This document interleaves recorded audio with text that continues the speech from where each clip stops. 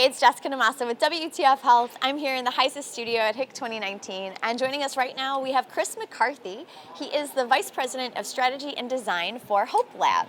So Chris, great to have you with us. We're going to talk design thinking and healthcare, which is like, those two things go together in what world? They absolutely do.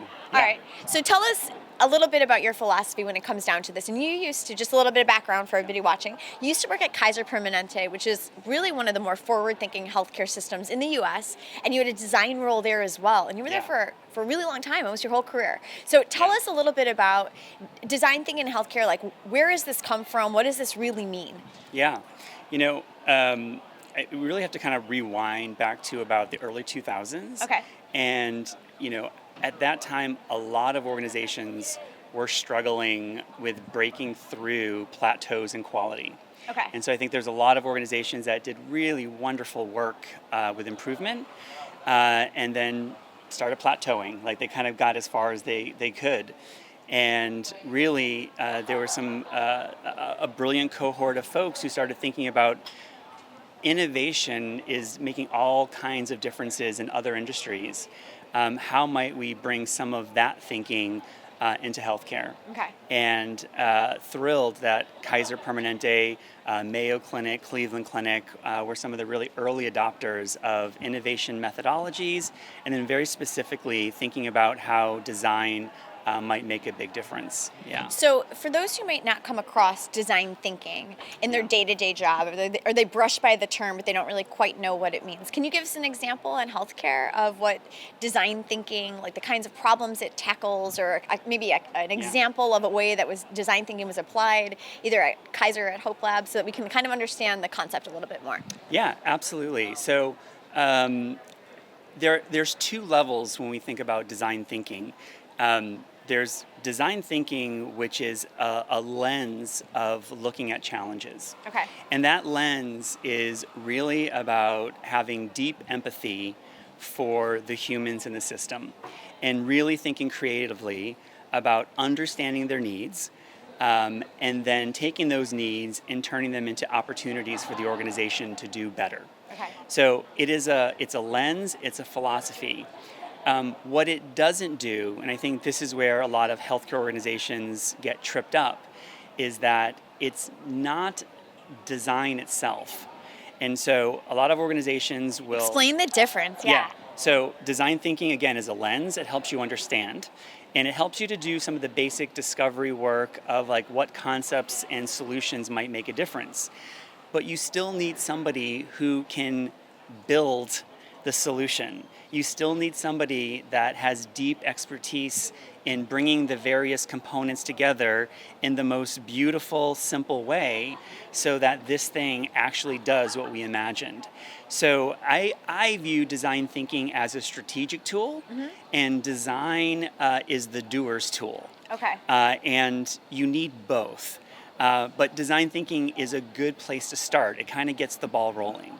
Okay, so talk to me about the work that you're doing at HopeLab, and specifically some of the design thinking work, or how you've been integrating that strategic way of thinking into some of the problems that HopeLab takes on. And maybe before we even get to that, talk a little bit about HopeLab, what it is, and the challenges that it's trying to help mitigate in healthcare. Absolutely. So HopeLab is this amazing organization in San Francisco.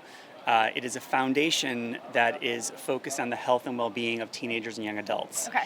And the way it applies its resources is by having just fantastic talent, a combination of designers and scientists. And the scientists are focused on positive behavior change, positive psychology, and the designers are focused on the form factors and really understanding human need.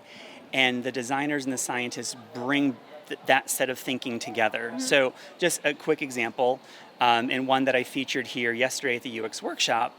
One of the challenges that we've been working on was the young cancer survivor space. So these are young people who are living with cancer, and what we know about this group is that they have unmet psychological needs. They often have anxiety and depression. I mean, you can imagine anybody, whatever age. Right. You've been told you have cancer, and then maybe you've been told you're fine. but that still doesn't mean you don't think about it and you're wondering, like, am I really fine? So on the science side, our folks identified a set of behavior interventions that boost resilience. And these are really well-known resilience interventions. Okay. Lots of data behind it, has been used in other populations.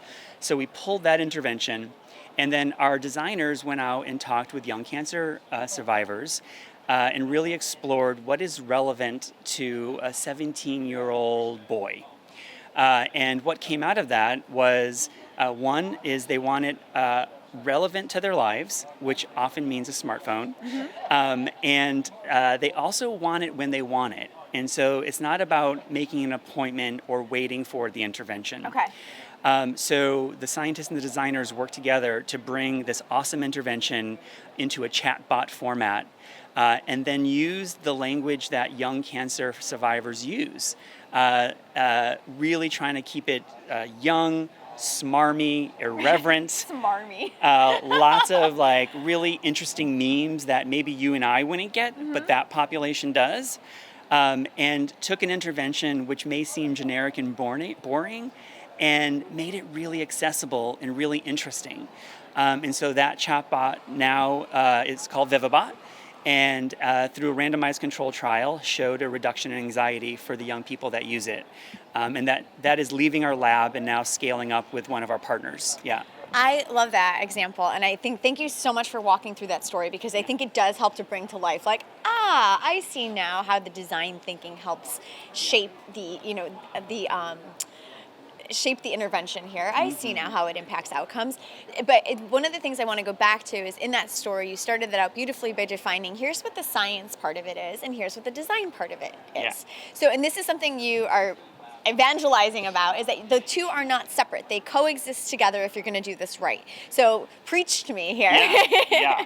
Tell me the Chris McCarthy design and science rule here. Yeah. I'll take one half step back and say that the best organizations that we all know and love have this thing called design centricity.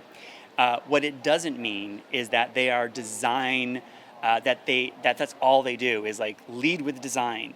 What it really means is that they've taken design and driven it right through the whole core of the organization, and have matched it to the other great stuff that the organization does, and that the two together can go much farther. Yeah. So for HopeLab, it has this incredible foundation of positive behavior change science, this incredible foundation of resilience.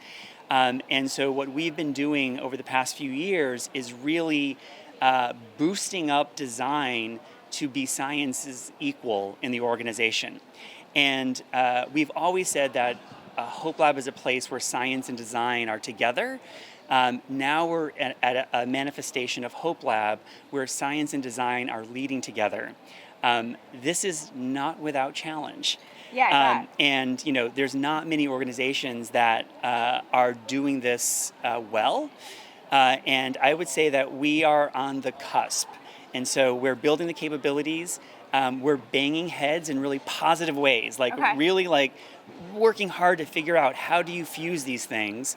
And kind of what I'm saying these days is I actually don't ever want to see it fused. I want to always be fusing. And to me, what the difference is, if they're fused, I think we become complacent. And we may actually not take the best of both lenses.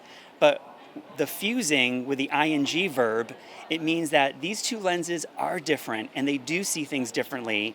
And that allows them to be the best that they can be, not some weird Frankenstein version. Right. Okay, so give us some insight on how we can do this in healthcare. So as somebody's listening to you talk about this and they're thinking to themselves, like the best organizations that we love, regardless of industry, like things like Apple is always the one that everybody talks about because they've done such a great job of blending science, technology with the design side of things. So if somebody's out there listening and they're in a healthcare organization, be it a startup or a hospital system, and they're the CEO or the CIO of a hospital system, and they're thinking, how can I integrate design at the core of what I'm doing? Do you have any practical how-to tips? I mean, I think it's great to say they may never fuse, and there's beauty in that passion that sparks from them never coming together. Great. But how do you even get started in terms of doing something like this? Yeah. Oh boy, that's a huge topic. So in the short time, I'll give it a go here. Give us where you start. Yeah. So first of all, it does depend on your organization's culture.